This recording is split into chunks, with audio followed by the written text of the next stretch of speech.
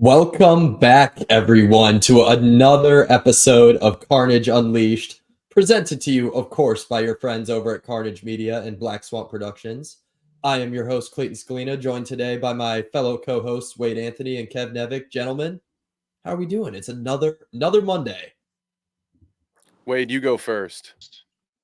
I'm gonna say I'm doing great. Great weekend of fights and great fight week again. So I'm excited.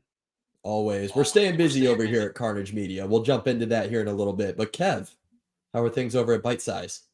Well, things are great there. Things are great on the Carnage Media front. As Wade said, had a great night of fights this last weekend, 16 of them to be exact. And luckily, thanks to the power of Ricola, not sponsored, I am still able to talk. But as Wade can vouch, I was losing it there at the end. I almost lost my voice.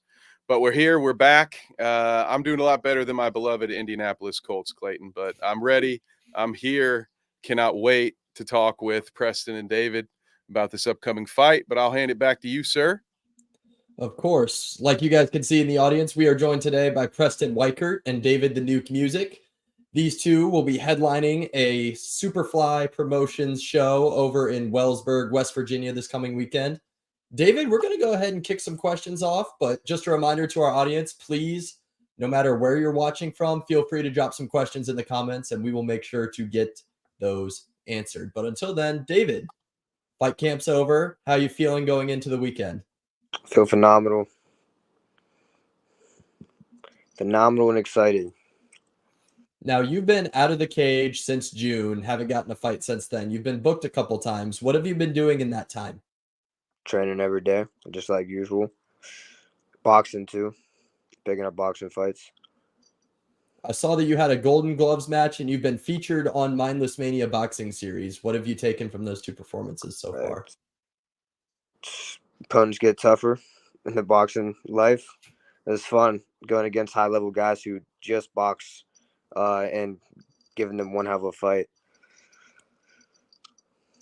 Perfect. That's what we like to hear. And Preston, obviously you're coming off of a boxing appearance last weekend, staying active, staying busy, and we saw you in August. What do you make of staying in fight camp all the time? Is being active something that you like to do? Yeah, we up here like to go more off of stay ready so we don't have to get ready for fights, and then we'll take as many as we can get. Have you changed up your approach at all? Like I said, last week you were in the boxing ring, now making the switch to the MMA cage. Have you changed up your approach to this weekend at all, or more of the same? A lot of the same, just really focusing on my technique and my conditioning and making sure I'm flowing. Perfect. Like to see a fine-tuned machine coming into fight day. But David, I'm going to go ahead and kick it back to you. Now, the big thing with this show, it's in Wellsburg. That's where you're from, Wellsburg, West Virginia. What do you make of fighting in your hometown and headlining a big show in your hometown? Dude, it's freaking awesome. It feels good being able to go back home around everyone I grew up around, my family, and put on a good show in front of them. Get to show them why I moved away.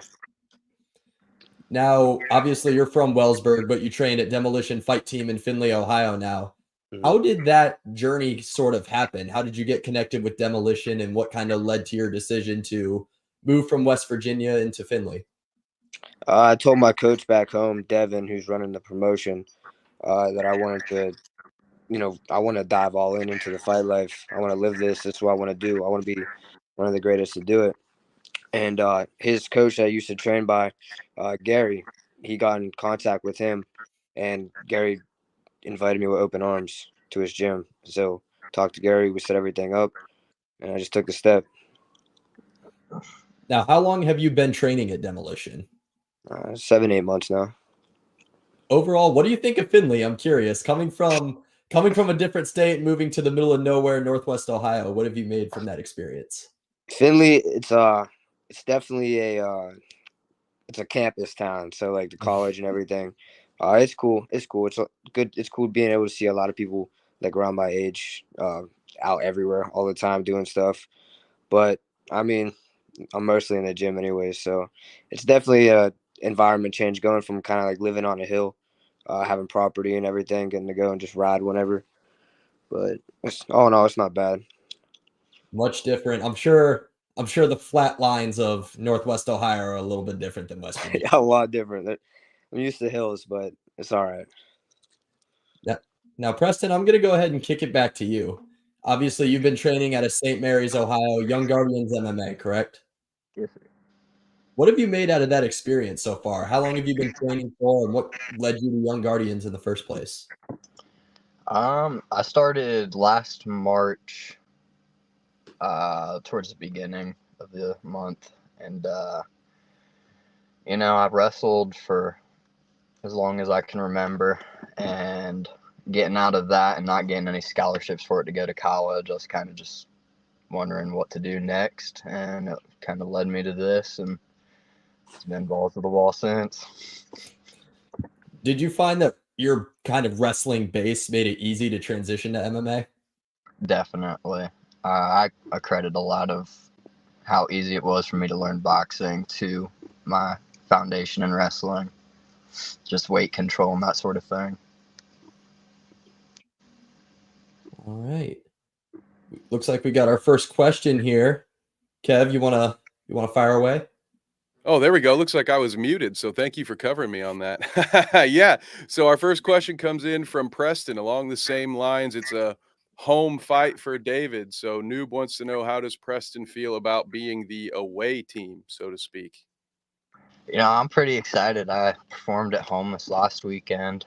I'm big into traveling, so I'll be excited to go out and visit the little hills of West Virginia and see some new stuff out there. Yeah, I'm excited for that too. Clayton's not wrong about how boring it is. I love Ohio, but every drive I make every Saturday looks very familiar. So I'm be happy for a few twists and turns on the way down. Definitely. David, I'm going to go ahead and kick it back to you. Now, you're Ah. 3-1 as an amateur MMA fighter. Talk about your first fight. I saw that you took it in 2019. What was it like making your first walk to the cage? It was definitely different. I came from wrestling as well, so the whole competition culture was, I was used to that, but it was a lot different going into a cage and punching and getting punched for the first time in front of other people. But I handled it well. So, You said that you have a wrestling base as well. How did you first get involved with the sport of wrestling, and what made you want to transition to MMA? Like, if you think about it, that's kind of a crazy thing to do, right? Most people don't want to get punched in the face for a living. So what made you want to make that transition? do you want how I started wrestling or started MMA? Start with how you got into wrestling and then how you transitioned to MMA from there. Okay. In high school, I mean, not high school, in middle school, it was a gym class. We're playing basketball or something. This kid that would always mess with me was like, he was taking the ball from me and everything. I got real aggravated, and he pushed me, and I just instantly, like, it was a reaction. I just picked him up and I slammed his head on the gym floor. I knocked him out and chipped his tooth and everything. And when I got back from being suspended, the gym coach was also our wrestling coach, and he asked me to come to a practice and join. So I did, and it was the best decision I ever made. So you wrestled up through high school then, right? Yeah, I wrestled for 7 years, seventh grade, my senior year. What did you make of that experience? Talk about your experience in junior high and high school wrestling. Oh, it was fun. I had a lot of fun. I didn't take it as serious as I did fighting. I was more so enjoying the time with my teammates on the wrestling team than anything. I'm not gonna lie. But I found MMA. I believe it was my junior year, going in my junior year summer, and I found the Superfly gym, and that's where it started. It was during wrestling season, like off season technically, but I was still wrestling. Preston, I'm going to go ahead and ask you the same question. What made you want to get into wrestling in the first place? A lot of my first memories are being around my older brother and his wrestling team and doing stuff with them. So it just kind of laid the foundation there. What age did you start wrestling? That's a good question. So I grew up with brothers, so that, I mean, you know how that goes. But Of course. I think I started the Little League program when I was like 5 or 6, something like that. And then, like David, you wrestled through high school. Talk about that experience. What did you make of being a high school wrestler in the great state of Ohio? Man, it was tough, dude. These guys are fucking savages. But you know, I come from a pretty good area. The guys coming out of my sectionals would make it through districts and then place at state. So I was having issues with that. I was not as good as those guys. Where did you go to high school at? Just out of curiosity. St. Mary's here. Oh, okay. That's like an hour-ish south of Findlay. But Yep. Wade, I'm going to go ahead and kick it over to you. Awesome. Yeah. So, what lessons have you learned from wrestling for so long, Preston? You know, you can get your pride broken, you can get humbled, you can get knocked to the dirt, but as long as you keep going, you're doing better than you could be. So just gotta keep that head up and go. Awesome. David, how about you? Wrestling for me, it honestly it broke the bitch out of me for real. Like, you can go in there and think you're the toughest dude until you got to start cutting weight and wrestling the top guys in your area. It builds character, that's for sure. It built character and helped me get to where I'm at now. I use a lot of the experiences I made, and I get to put it into my training now for fighting. Yeah. So with wrestling, I also wrestled growing up too, and yeah, I feel like it just teaches you so much, like even in life, um, toughens you up. You're gonna take losses, and you're gonna learn how to bounce back. Um, so you mentioned weight cutting. So has wrestling helped you guys with weight cutting? We can start with you, David. No, not for me. Not for me personally. I do weight cutting a lot better now that I fight, like, healthier ways. Wrestling, I mean, I guess you could say you get used to like the feeling of it, but I mean, wrestling, you're wrestling every weekend, so it's up to you. Are you gonna stay around the weight that you wrestle at, or are you just gonna bounce right back up and suffer again? I mean, it just depends however you did it. But for me, I cut the weight and then I went right back up to where I'm not supposed to be, and I just cut it again. So that's how high school was for me. So. Yeah, I did that a little bit, and then I was also lazy my like freshman and senior or sophomore year, and I just wrestled the weight above me, so I didn't have to cut weight. He said, "Fuck that shit." Yeah, Preston, how that has it taught you to weight cut, or are you pretty much solid around where you fight at Uh, anyway? I think I agree with David on that one. It kind of gets you used to it, but you know, you got to make it every single week, sometimes twice a week if you got duels, and it's not exactly the healthiest way to do it. Right now, I'm doing it a lot better than I ever did then. Back then, it was like trash bags and saunas, and it wasn't healthy. Yeah, growing up, they banned like trash bags and saunas in like the shower room where you turn the shower on. It was bad ways of cutting back in the day. It's definitely come a long way, and I'm glad you guys are doing it healthy because it can be very detrimental for your careers too. So, um, David, you mentioned you started back in the eighth grade. Think I saw a post where you posted that your counselor asked you what you wanted to do, and you said you wanted to be an MMA fighter, and they Yeah, said pick something realistic. How'd yeah. that make you feel? Back then, it didn't necessarily crush me or anything. I just, because I didn't really realize like what was happening in that moment and how that would change, my future or whatever. But now looking back on it, it's like, holy, like I could have started this a lot sooner than I did. So it's really good being able to like sit back and remember stuff like that, and then you can, show others like, hey, like it doesn't matter what other people do, like do exactly what you want to do. You're not gonna have a second chance at it. You're just wasting time after that. So no resentment against her either. Not everyone understands that. Everyone thinks that you got to go and work a 9 to 5 your whole life, and there's not much possibilities out there. But it is what it is now. Respectable. Yeah. So looking back on those kind of situations that fuel the fire, like I'm doing this and I'm gonna prove you guys all wrong. Yeah, not so much prove you wrong. It fuels the fire for my younger self. Like looking back at my younger self, I hope I inspire those people. I don't really care about proving them wrong. That's an interesting way to look at it. That's Mm. more positive. I like that. Yeah. To be able to guide them and be like, hey, you guys had this mindset, but like if you can just believe in yourself and you do it with purpose, and you can make exactly. success happen. So I respect that. Preston, have you had any hardships? People doubting you that fueled your fire along your journey? Not really. When I was bouncing the idea back and forth, I actually got quite a bit of support from people around me.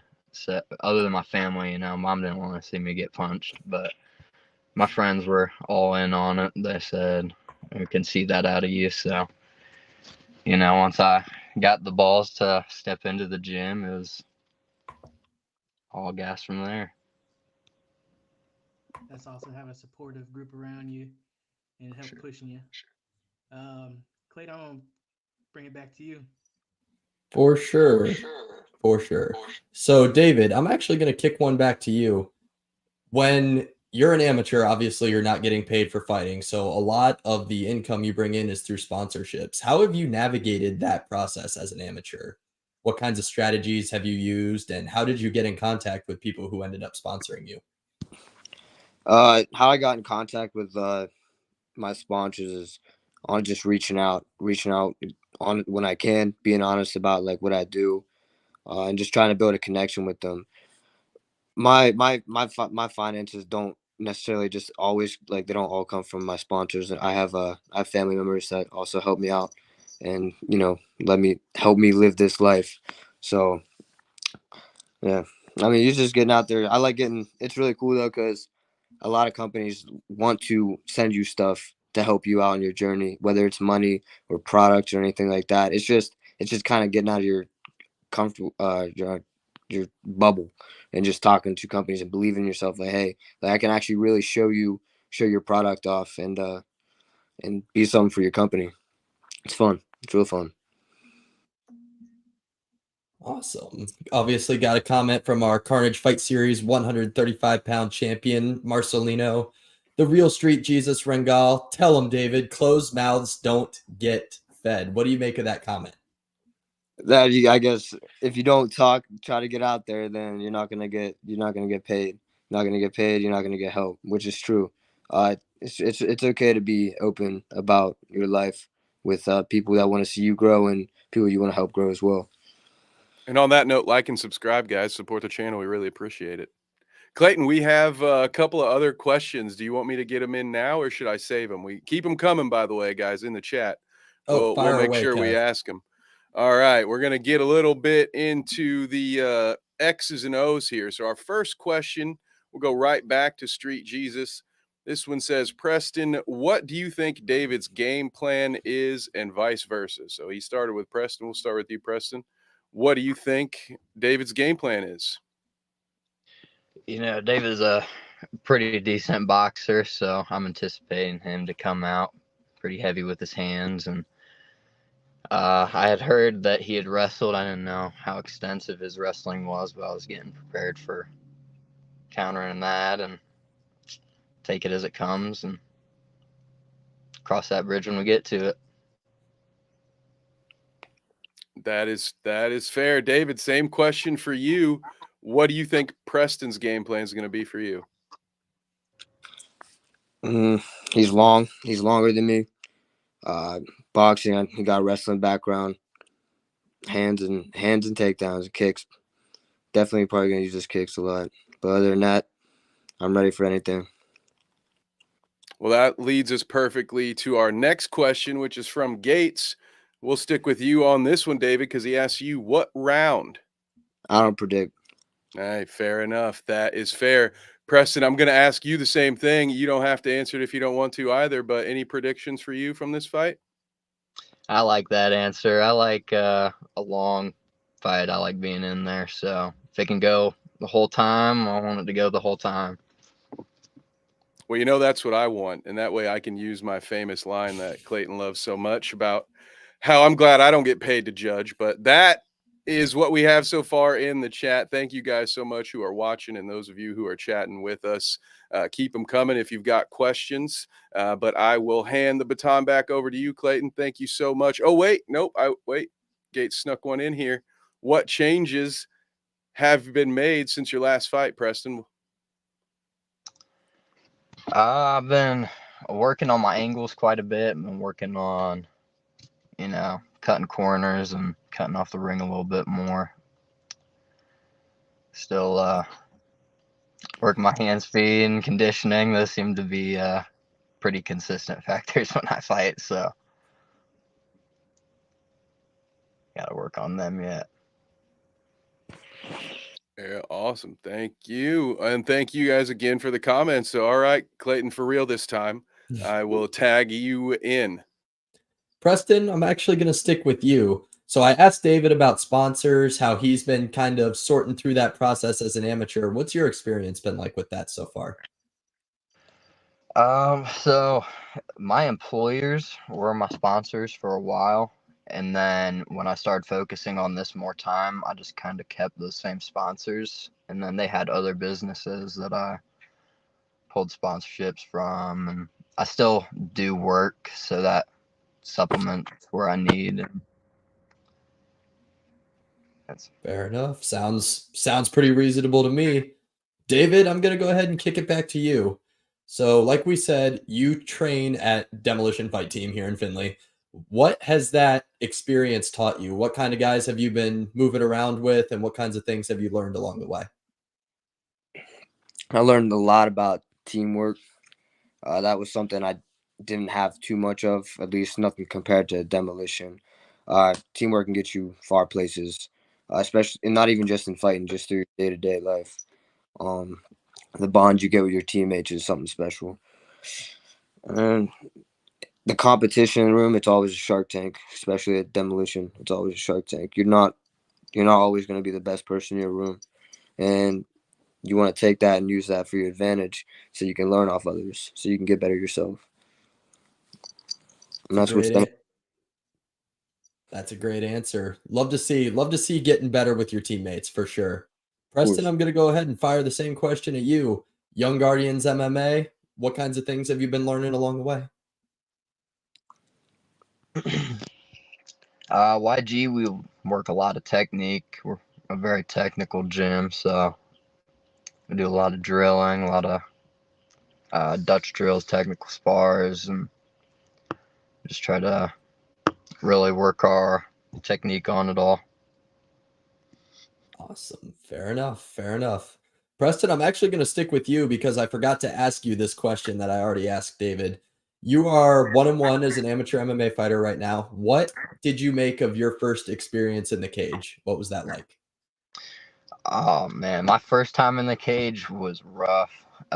My mind was going so many different ways. I didn't know what to do. I was just kind of, it was like I had 10 routes I could go, but I didn't know which route to take. So I was just kind of standing there like a target, and eventually took him down, got the submission, but it was a new feeling for sure. Absolutely. Absolutely. Much different environment than the wrestling mat for sure. Wade, I'm going to go ahead and kick it back to you. I'll mute my mic. Okay. David, I have a question for you. Demolition has just got their first fighter that signed with the UFC, Dylan Bucka, for those who are spectating. Do you think that is an advantage for you to have a fighter that has been fighting at such a high level and earned his contract and has Of gained all course. that knowledge? Of course, yeah. What kinds of lessons and I guess lessons that you've learned from him, from his journey. I mean, that depends on how, what kind of questions that you sit down and have with him himself. But just by, without talking to him, just by sitting down and just observing how someone at a level like that trains in practice, outside of practice, and his mindset. That's something that you can really take from. Yes, that's nice. Preston, do you feel that he's gonna have a slight edge with having such a high level fighter in his corner there that he's training with daily, or do you have confidence that your training partners, your coaches, are gonna get you through? I think it'll definitely give him a different look, different perspective throughout the match, but I'm confident in my team and my coaches to get me through. Awesome. Yeah. Um, I have never stepped into a cage. I've competed a lot and I've always gotten nerves. Do you guys get nerves going into that ring? Let's start with you, David. Yeah, of course. Of course you get nervous. It just depends on how you handle them and how you use them. Nice. How about you, Preston? For MMA, I definitely do. There's so many ways an MMA match can go. One of my favorite things about MMA as a sport itself is it can end at any point. You can be up 2 rounds, 10 seconds left, get clipped, and you lose, So MMA for sure. I like the thrill of that anxiety. But with boxing and kickboxing and grappling, I don't seem to have that issue. It's just another day at the office. Yeah, for MMA, it's the 4 ounce gloves. You go in there, anything can happen. It's you see it all the time in the UFC. Leon Edwards with a last minute kick to the head to become the champion. Like anything can happen. So it really comes down to you guys' fundamentals and how you implement them in that cage. So one last question for me is what what kind of thoughts and concerns do you have going into this fight week, or if any? David, we can start with you. Thoughts and concerns for the fight week? For yeah, Mm, Not concerns. I trust my camp. I trust my training. Honestly, it's just this is waiting for that door to close and get at it. fair enough. How about you, Preston? Right there with David, I'm ready. Excited for the opportunity. Come in the last card I was on, getting to be main event on the immediate following week is pretty neat. So, That's awesome. Any last questions from you, Clayton? I do. I have one more. Preston, we're going to start with you. What would you say to someone who was maybe considering a journey into martial arts? What advice would you give, and what are some things that you learned as a beginner that you would pass on to somebody new? um, it's all about what you put into it. If you wanna be great, you gotta, go through and put the hours in, put the nights in. You're gonna miss occasions. Your life isn't always gonna be flowers and rainbows, so get ready for that. If you don't want to take it that far, then you don't have to put that kind of time in, but know what you want out of it. Absolutely, absolutely. David, same question. Someone new, maybe a young guy who's thinking about jumping into martial arts, what advice would you give them? I tell them the time the gym opens and what time practices are to come in. For a young kid, I definitely, I tell them to come practice, and I definitely encourage them to get into wrestling or whatever. But there's not much I can do besides do what I do, and let them watch. If they have any questions or need help with something, of course I'll be there. But sometimes not everyone goes in to be the best in the world. So it depends on what kind of level you should be telling someone how to go at it. For only thing you can do is take your step and start training. Absolutely, absolutely. Well, gentlemen, Kev, do you have any other questions? No, I was just gonna say we can't let these two leave without giving them a chance to pitch their sponsors. But we did get a couple more questions sliding in here. We've got Zach Dominique says, being the main event of the evening, do you guys prefer fighting earlier in the card or being last? So, David, we'll start with you. Do you have a preference, fighting earlier in the night or at the end? I'm used to fighting last now, so we're gonna keep doing that. We're gonna keep fighting last. So I prefer last.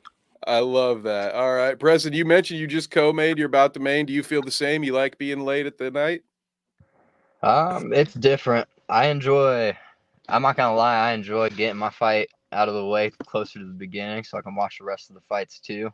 I love the sport. I love all of everything about the sport. So the more I can witness it, the happier I am as an individual. So I like that. That works too. This is how we're gonna do this last one. Armani has a question. Thank you, Armani. What's your go-to after weigh-in meal? So we'll start with you, Preston. Your go-to after weigh-in meal, and then go ahead and shout out your sponsors while you got the microphone as well. I like pasta. Pasta's pretty good. And then I got hometown pizza. I got hometown mobile axe throwing, and then dual pressure commercial hood cleanings. Shout out to them. And David, same for you. Do you have a favorite after weigh-in meal, and what are your sponsors? Give them a shout. My favorite after weigh-in meal, definitely gonna have to go with some chicken Alfredo sometimes. But I like to keep it light. So like, some fruit like watermelon and stuff like that too. Depends on what weight I'm fighting at and what kind of cut I had, or if I had a cut at all. But yep, shout out to my sponsors, Silverback Stripes. They're the best rash guards in the game. Music Done Nicely, best DJing in the game. Roots Boutique, she's really good. She's my cousin. Shout them out. And I know I'm missing one here now. 1 second. Hey, you're good. I know this game. All right. If anybody knows the struggle of ad reads, it's Clayton and I. All right. We feel your pain. And then my man, Top Box, she owns Therapeutic Movement. He helps me a lot with everything. Come down to my body. We always have great conversations too. He always gets me ready, strength wise. Wonderful. Yeah. Give all of our wonderful sponsors a visit. And thank you both, David, Preston, for coming along. Clayton, I'll hand it back to you. We're about to be doing a hot tag here. We're going to have Diamond Long join us, and we're going to talk about Ruthless Made Promotions. But thank you again, David, Preston, Superfly Promotions this Saturday. What's the time? What's first bell? Is it 7? I think it's 7:30. 7:30. 7:30. Thank you, guys. Sure. Yes, sir. Let's go. All right. Well, thank you. We're going to bring Diamond on. Hi, Diamond. Hello. Hey, everybody. How are you? Very good. Very good. How are you doing?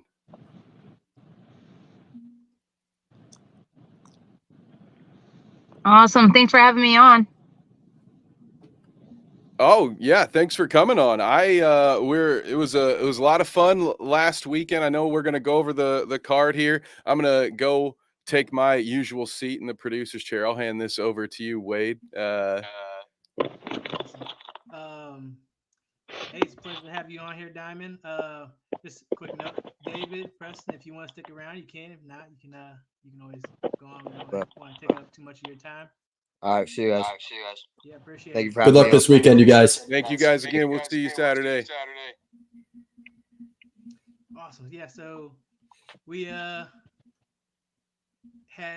Ruthless Made Promotions round 4 Saturday. Hey. What do you think of it, Diamond? Honestly, it went really smooth. Everybody who was on the card came to box. I think the card was pretty stacked. Every match was very exciting. I don't think there was one match that was, boring, I would say. Um, I think I think I outdid myself a little bit on this show. Yeah, 16 fights. That was a big fight card, and I love that you always add in the kids and the youth and getting them experience in the ring. That is awesome. I love what you do. Thank you very much. It was a great card. I got to use my classic line over and over again. Clayton, you weren't there. It was Amin who had to hear me bemoan how I was so happy that I don't get paid to judge fights, because there are a lot of close calls. There are a lot of tough fights. So great job matchmaking, which Oh, I have man. that question for you. If you, how difficult is that to get a card like, especially with 16 fights, like to put this together and to get good matchups like that? Like, what's your biggest challenge, or just in general, how hard is it to do that? Honestly, I don't want to sound like that, but it's kind of really easy. My biggest thing is like telling people no, next card, just because I only have so many slots. I remember my first event, which was fight night, round 1. I had 22 fights, and it was funny because it was supposed to be as a joke. They, and then I took the joke literal. They said no more than 20 fights. And I said, okay, I'll go 21 fights just in case somebody backs out. And then nobody backed out. And then I added one, and then I got in trouble. So, it's fairly easy, but it's really hard to tell people no, they can't be on my card, next card. But I get a lot of help with having a lot of athletes from Piqua, Findlay area, Lima area. We got gyms from Kentucky, Indiana. I had a gym from New York and Chicago on my card once or twice. It's fun. It's a beautiful challenge. Nice. Since starting your gym, has that really helped you like networking with other gyms to build these cards? Yes. Yeah. It definitely did. Reaching out, after I became like a competing gym, because at first I was just going to be a workout gym, and then my athletes was getting advanced enough, and then it kind of really helped draw me to talk to other people, and get my athletes out there, and kind of went from there. Awesome. So was it always in your head to start a promotion, or was that something that just gradually kind of shifted as your athletes got more advanced and all that?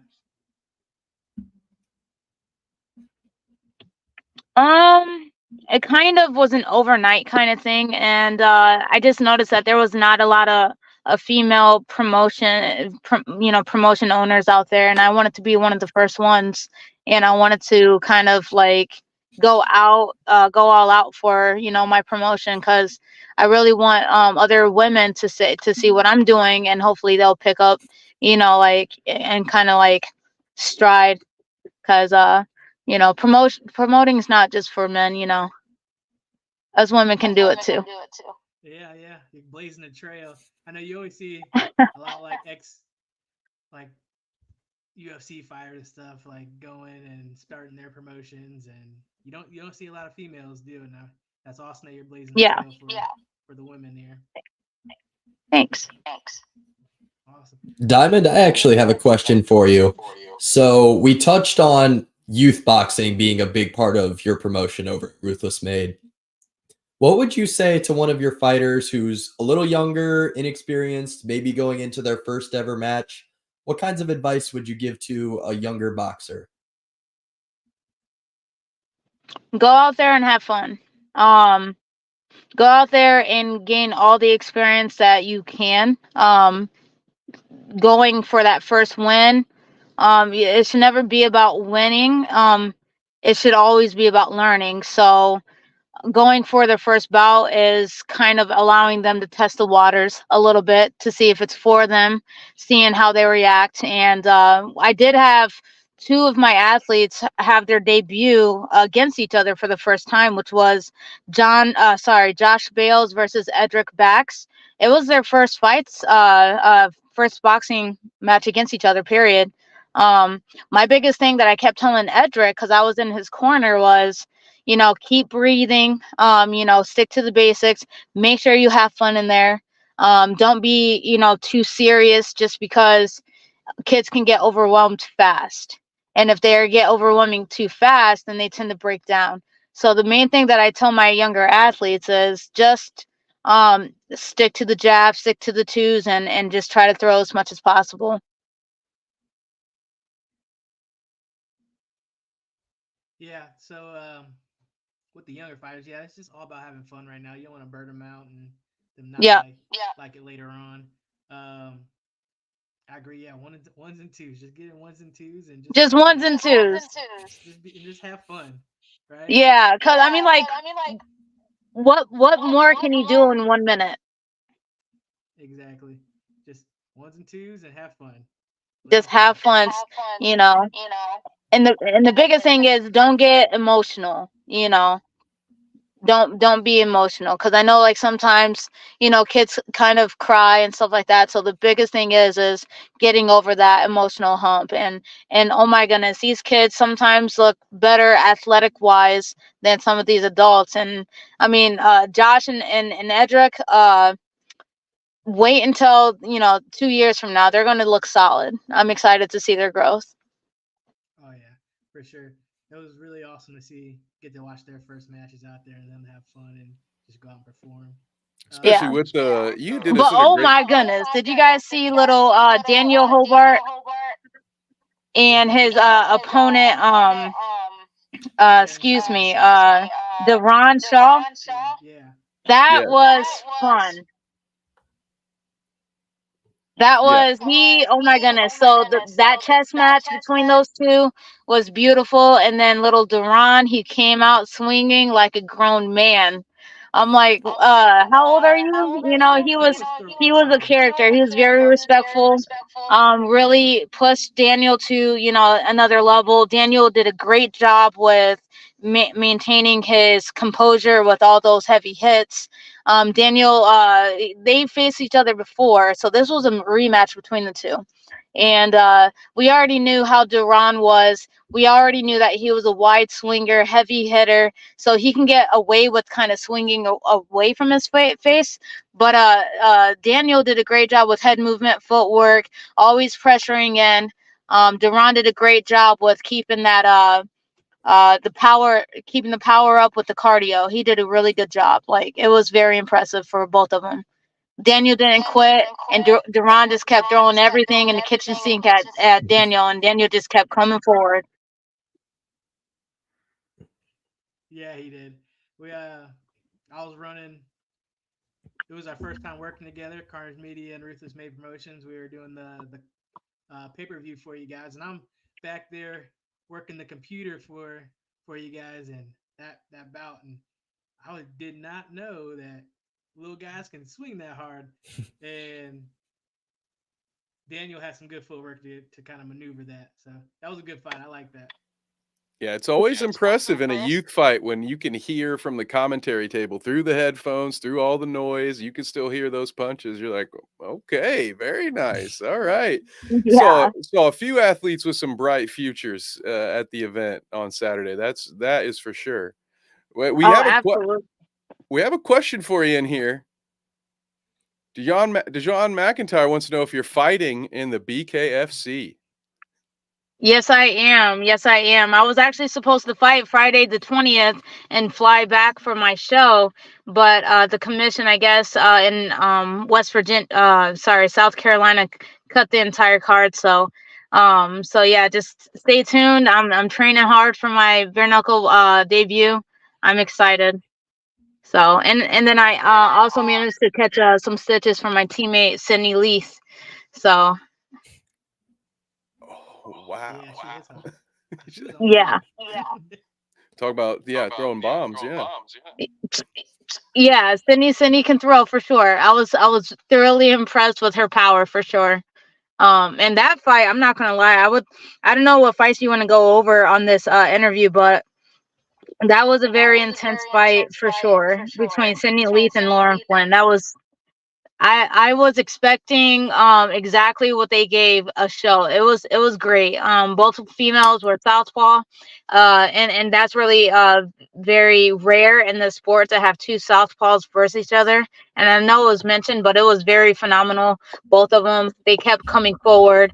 The footwork was great. The angles were there. It was really fun to watch them both. Yeah, I agree. Sydney, she comes with some power behind her. She's got good technique. Excuse me. And then Lauren, I have never seen her fight before, but I heard that she had came off a belt win and coming into this fight, and she took that experience and really put on a show for this fight. It was really good. I liked it. Yeah, agreed. That was one of the ones I had highlighted, which was one of the questions I had for you, Diamond, was like, which were the fights you'd think we should highlight from the night?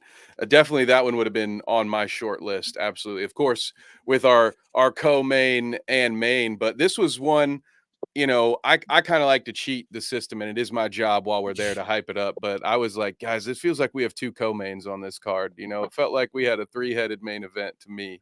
Oh yeah. Man, for sure. I guess that one for sure. And let's see. I honestly liked. I'm the Dominic Zender versus Kyle Barga. I like it because that it was a very random thing, that very awesome but random thing that happened. And I like it because Kyle Barga, for the most part, was getting a little bit out boxed a little bit, and Kyle Barga didn't allow anything to really phase him, and then all of a sudden, bam! Like he really stuck to the basics of boxing as well, and sat Dominic Zender down, and at some point the fight got called. Dominic Zender actually had, plenty more matches before, and it was Kyle Barga's like debut. And to see that coming from a debut guy, honestly, that was my favorite match of all of them. Just because I didn't see that one coming. You ever watch a movie and you already guess the ending? And that one, I still can't stop talking about the comeback kid. And I don't know if he has a nickname, and I know that nickname is played out, but that literally describes him. I didn't realize that was his debut. Wow. I'll check my notes for the nickname. He looked like he was Yeah. had some experience before fighting in there like that. Yes, and sometimes you can get a sense of the athlete when you do like the face-offs, when you get the athlete poses and stuff like that.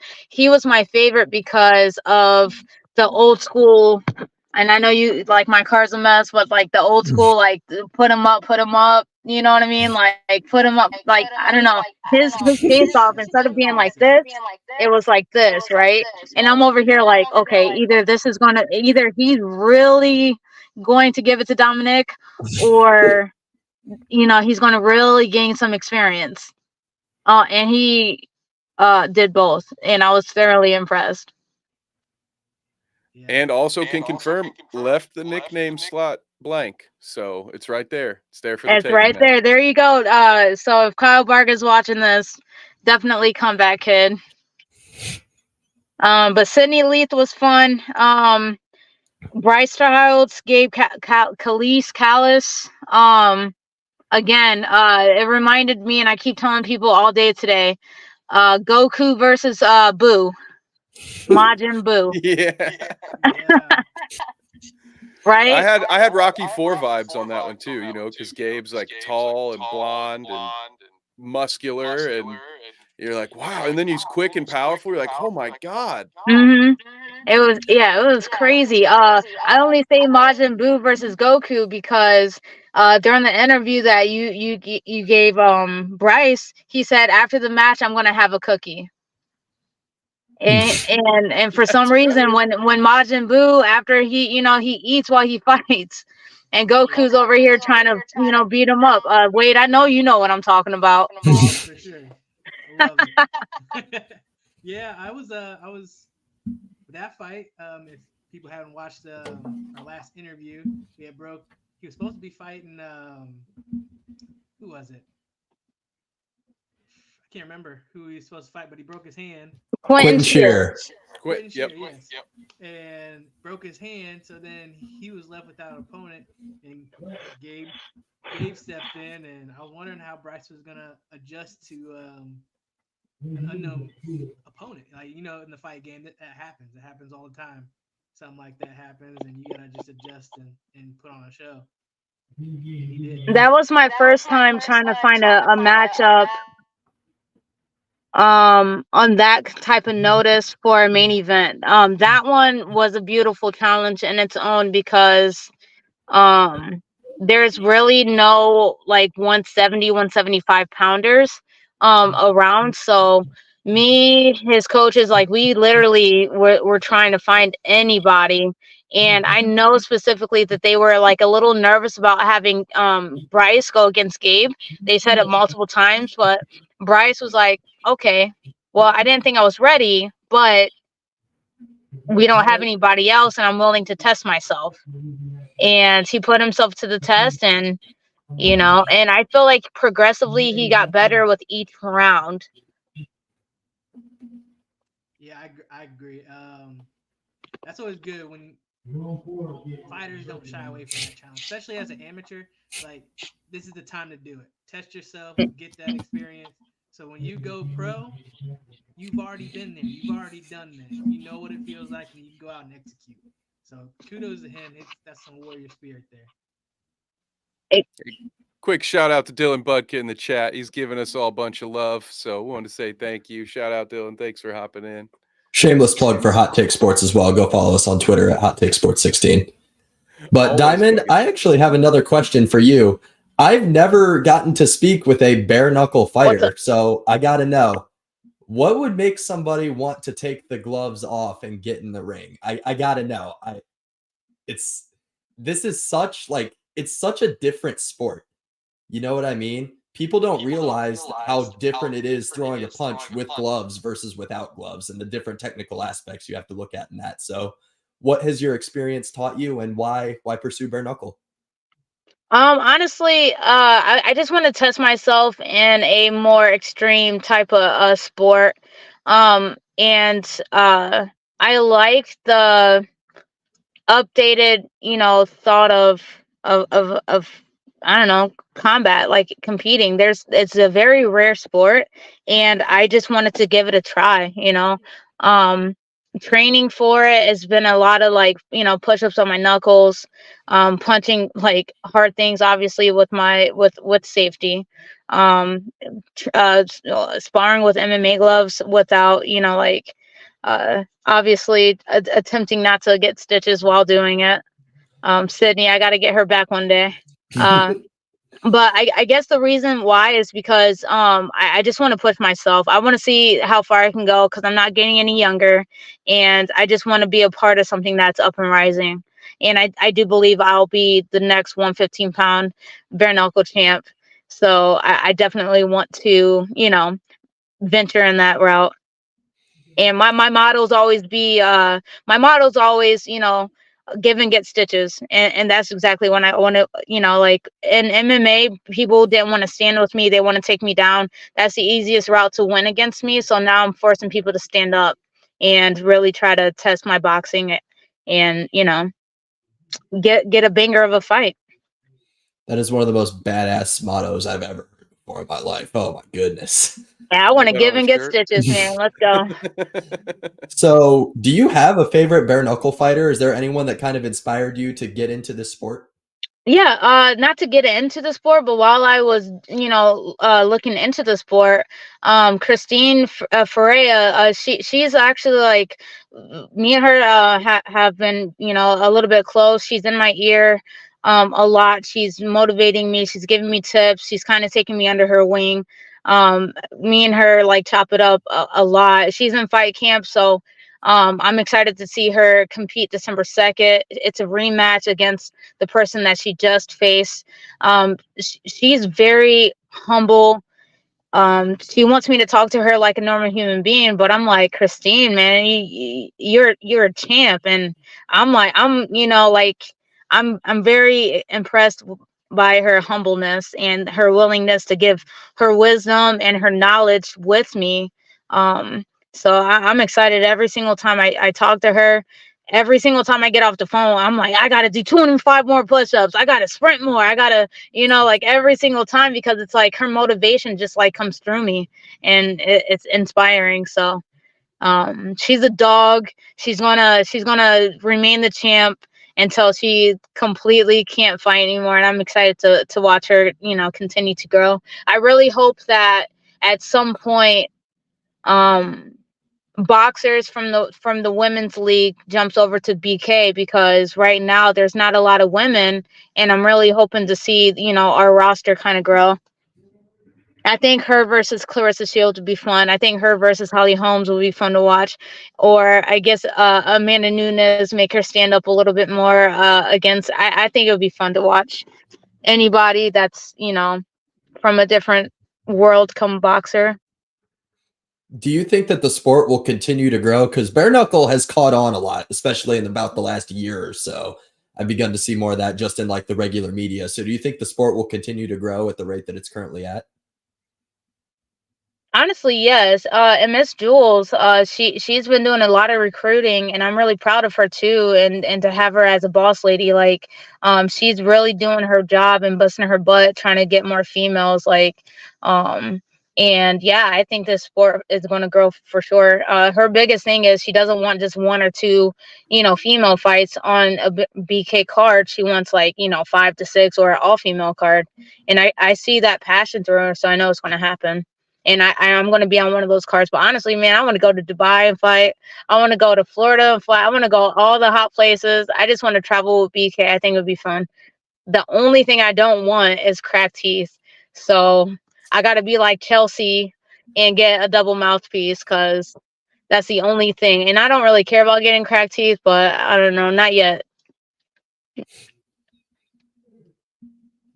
I've seen it twice.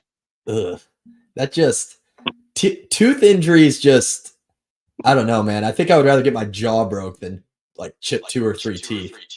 I agree with you, Clay. Yeah.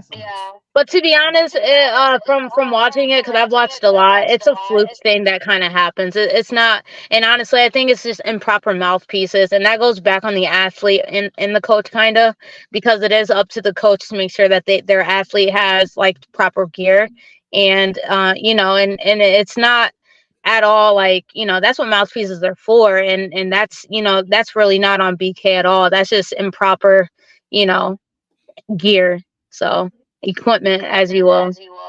I agree. It's not on BK. I saw that No. in the UFC. Anthony Smith was in his corner getting pounded on. He picks his tooth up, and then the bell rings, and he gives it to his corner like, my teeth fell out. It can happen in any sport. So. Yeah, it can happen. Man, it can happen with me falling into the door or something. I don't know. Yeah, for sure. I mean, I did it when I was younger. I was riding a skateboard down a slide and knocked my 2 front teeth out. Boys will be boys, man. Boys will be boys. Yeah, but I just want to get your fight of the night on this card and your KO of the night. I am taking a poll on Ruthless Mate's page with the audience taking their opinions, and I'm going to tally that up. The poll ends at midnight, but my personal opinion, which is not the actual one, the winner, I guess, because everybody's going to vote, the winner's going to be cast. But if I had to think about the fight of the night,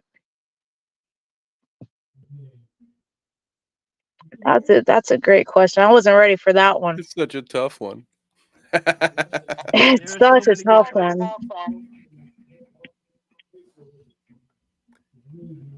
Not an easy call. I'm looking at the list here, man.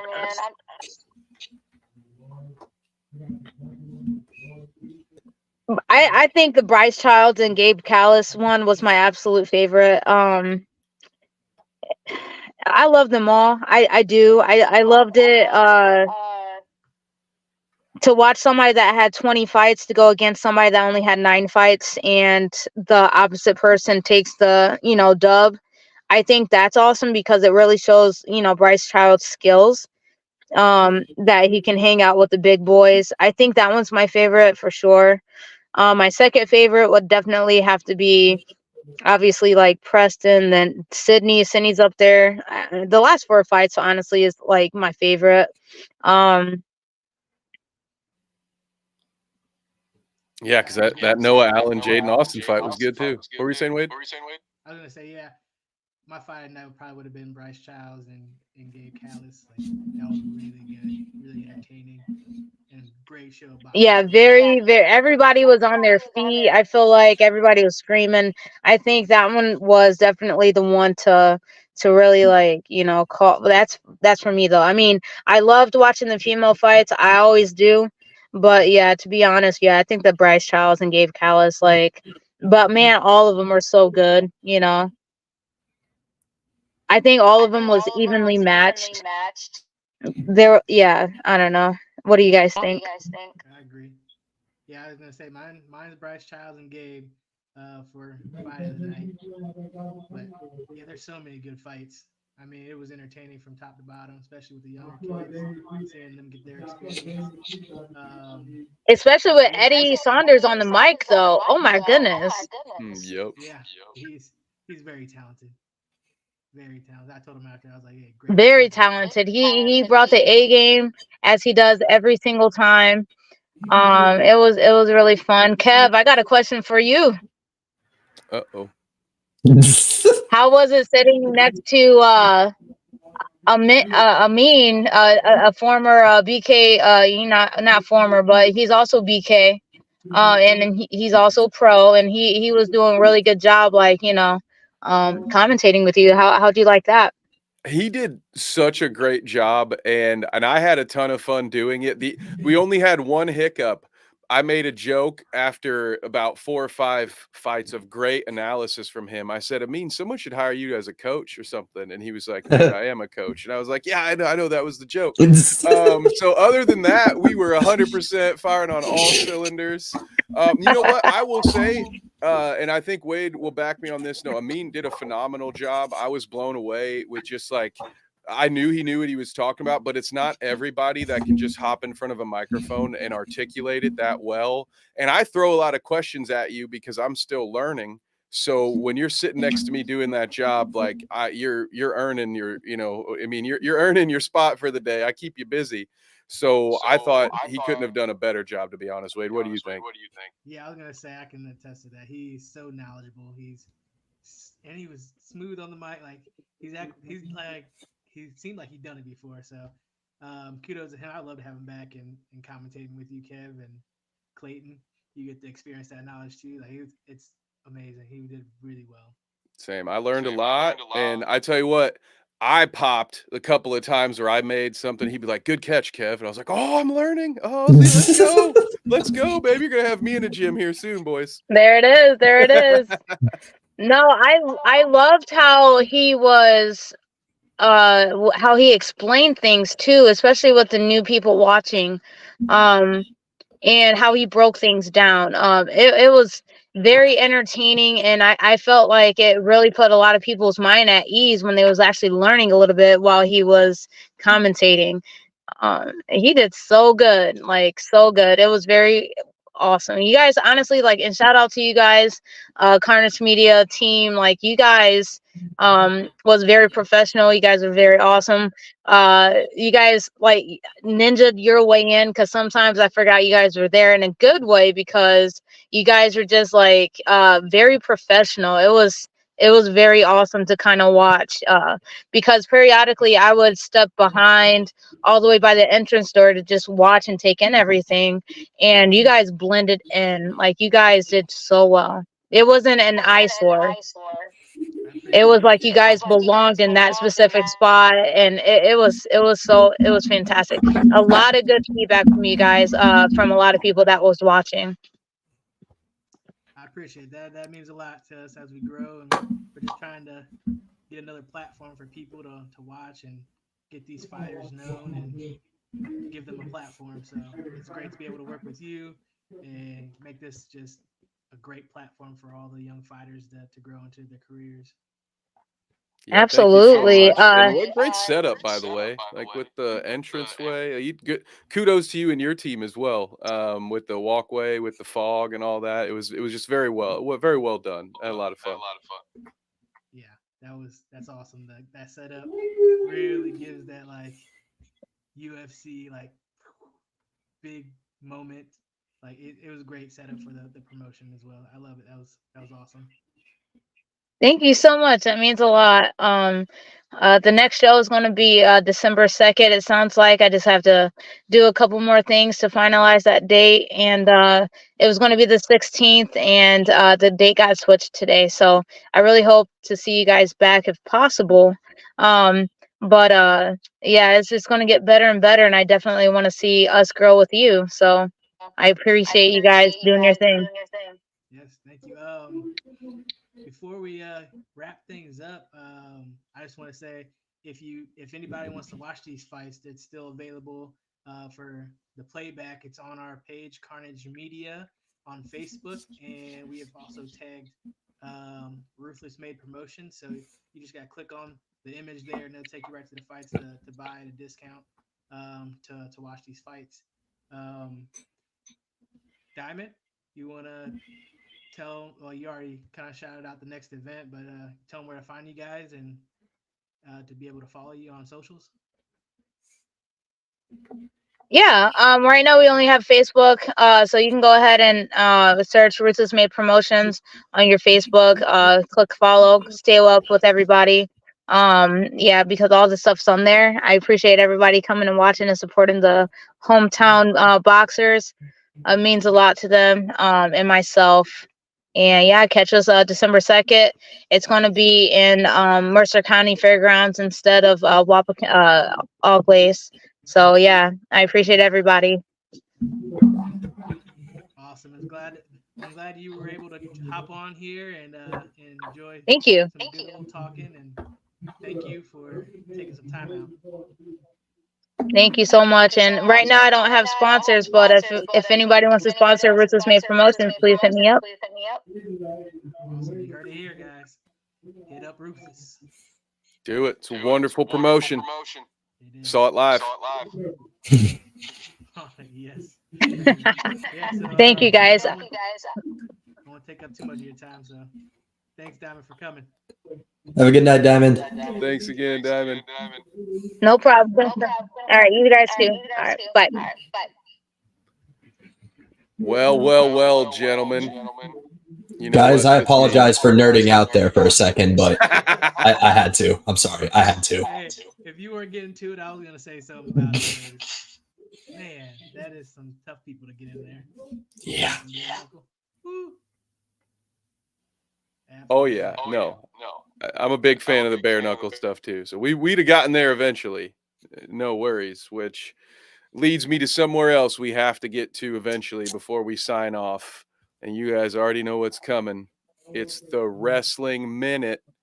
And as luck would have it, it's just another nostalgia play. Just a couple of days ago, Impact Wrestling announced that starting in January, they are going back to being called TNA.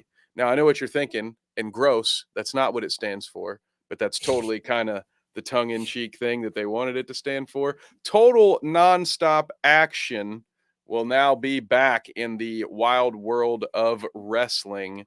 Guys, this promotion was once famously kind of WCW reborn, right? It was Jeff Jarrett and him and his dad putting their money together, and it was the only place in the early 2000s where people who wanted to get away from Vince McMahon and the evil empire, it was the only place they could go. So Clayton, I don't expect you to really know much or have heard of TNA. It wasn't quite in your timeline, but Wade, do you know what TNA is or was? Does this tickle your nostalgia bone? Oh, we got you. Oh wait, you muted. There you go. Yeah, I forgot I was muted again. It's like back to COVID times and yeah, I've heard of TNA, but I can't quite remember it, but I'm sure you're gonna educate. Cool. So just for a little fun, I thought I would rattle off some of TNA's most famous alumni. All right. So Kurt Angle, famous TNA champion. Actually, Kurt Angle would say he said today that TNA was some of the best work he ever did. So he says that it's a shame that WWE fans didn't get to see that. And Dijon's in here at the question. Yes, she is in Bare Knuckle FC, but unfortunately, the event that she was slated for, the whole event got canceled. So she's hopefully Diamond will have another fight lined up here real soon. So sorry that you missed that when we had it on, but which again, check out the replay, guys. When we're all done here live, you can rewatch this to your heart's content over on our YouTube channel, Facebook. Another question here: when's the next Ruthless Made promotions? It sounds like, guys, this is kind of breaking news that isn't 100% locked in, but the date that Diamond gave us was December the 2nd. So I'd pencil that one in. It sounds like that one could be official in a matter of days, but it's not official yet. Other famous TNA wrestlers include Sting. All right. The icon Sting. At one point, they went full WCW and brought back Hulk Hogan and Eric Bischoff and a gray-haired Kevin Nash and I think still drunk Scott Hall. It wasn't great. But yeah, so TNA, Samoa Joe is another name people may or may not know. But yes, in the wild world of wrestling, another familiar name has come back. So we will keep you in the loop in our next wrestling minute, but that is it for me for today, gentlemen. Not super thrilling, so I won't take up too much of your time. But Wade, Clayton, what else? Do we have anything else on the docket before we send them home? I don't want to take too much of their time, but I just wanted to touch on the co-main and main event of the UFC 294. 294.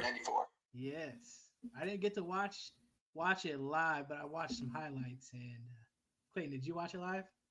I did not. I was on the sidelines of BG football, but I was trying to get streamies, trying to get that going while I was standing on the sidelines, and I caught a little bit of Chimaev versus Usman, and I unfortunately missed Volk versus Makachev, but I did see some of Hamzat versus Usman. There wasn't much of a fight with Volk, which is very disheartening for me. I was rooting for him, and for him to go out like that kind of hurts. Yeah, seeing Volk, nobody really has seen Volk like that ever. His last knockout loss was in I think it was his 6th pro fight at welterweight, and he fights at 145 now. So realistically, that almost doesn't matter, but taking a fight against a world-class guy like Islam obviously presents its own set of challenges, right? Like our own Dylan, the mindless Hulk Budcook, would tell you, cutting that much weight in that little amount of time is not easy. That's not a task that a regular person can do. And Volk is one of the few people that's going to be able to do that and at least have a chance. But at the end of the day, people didn't really, I feel like, didn't validate Islam enough, because at the end of the day, he won the first fight. Right? Like, no matter how people said, oh, I thought Volk won, all that other stuff, like, at the end of the day, Makachev won. He walked away the winner. So I feel like this one definitely cemented his spot as pound for pound number 2 behind John Jones. But as for Volk, this should do nothing to tarnish his legacy. Only real gangsters jump up a weight class on 11 days notice to try and get a second belt. And he's still the best featherweight in the world. So yeah, I would agree. And then the Hamzat one, I did watch a lot of the first 2 rounds. It was like floating around online. And yeah, 10-8 round, the first one. Hamzat really took him down, controlled the whole time. And then the second round, Usman, he did what he does. Just good boxing, good kickboxing too. So, and I didn't get to watch the third, but a lot of people are saying, like, if it was a 5-round fight, it might have went a different way. So that'd be interesting to see. So obviously, I know he wouldn't want no excuses because he's a former champ and he just goes in there and works. But yeah, I'd be interested to see a 5-round fight. That begs the question: should a co-main event like that, should that be a 5-rounder? It depends on the direction the UFC wants to go. It sounds like from everything that they were saying, everything I saw on Twitter, that this was a title eliminator, right? Don't necessarily agree with that. I think that Dreykus definitely should get a shot at some point, but I get it. The UFC wants to keep moving forward. So it's tough to say. It really is, because I don't know. The only guys who have ever gotten 5-round, non-title, non-main event fights are the Diaz brothers. Nick Diaz and Nate Diaz have both gotten 5-round fights and not been the main event.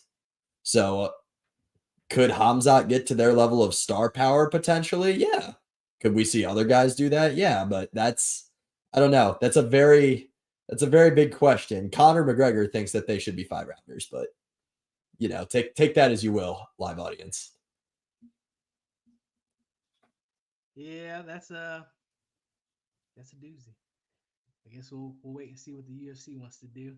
But I don't want to waste any more time with the viewers. I appreciate you guys being here and watching. As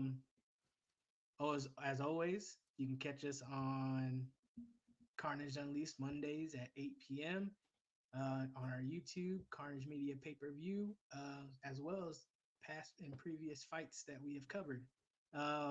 You can follow us on Facebook at Carnage Media, Twitter at Carnage Media PPV, and Instagram Carnage Media PPV. So, Clayton, I'll let you go. Absolutely. You can find my personal stuff at cscalina12. That is Instagram and Twitter. Make sure to follow my podcast at Hot Take Sports 16 on all of our social medias. We have the best hot takes in the game. And I'm going to leave you guys with one hot take, and that is Hamzat Chimaev does not beat Sean Strickland. No way. No way. In no way does he beat Sean Strickland. Sure, Sean said it himself. He's the easiest guy to take down, in the sport, arguably, with the way he stands. But Hamzat's going to gas out. It's going to happen. Sean Strickland can take a punch. The only guy that's really obviously flatlined him is Alex Pereira. We saw what he did to Israel too. So we can forgive Sean for that one. But I really don't think Hamzat beats Sean. I think that Sean's stand-up is too good. Sean's takedown defense is pretty good too. Or not pretty good, but he can get back to his feet really well, I guess. His recovery would be the better term there. But I once it gets to the championship round, Sean Strickland will take over and destroy Hamzat Chimaev. Heard it here first, guys. Heard it here first. But Kev, I think that leaves you. That it does. And before I get through my spiel, don't forget to check out our Twitch channel. You can watch the vlog. Is it the VOD is what I meant to say. The VOD of the Doghouse with Zach and Pitty. And of course, check them out Sundays at 2 p.m. Eastern on our Twitch channel. But you can find me on Bite Size Sports on Thursdays. I talk NBA on the bounce with my buddies James and Keebler. I also cover the Colts for Bite Size Colts and for the Horseshoe Pride podcast. So if you're interested in hearing my commentary on other sports, you can go hear that on the Pro Sports Fans app, where I talk through Colts games. And here very soon, starting tomorrow, you can find me on Playback TV as well as on our Bite Size Sports YouTube channel doing NBA commentary. So if you want to watch some of the bigger NBA games throughout the year, come hang out with me as I get ready for our future pay-per-views. But other than that, I like to talk about movies, comic books, all that stuff. Just follow me on Twitter at Kev Nevick. Otherwise, I'll spend 8 more minutes just pitching ad reads to you. And I don't want to do that to you. So have a great Monday. Mondays are tough enough, right? You don't need any more annoying salespeople just pitching their shit at you. So farewell. Have a great evening. Thank you. And that will do it. Good night, guys.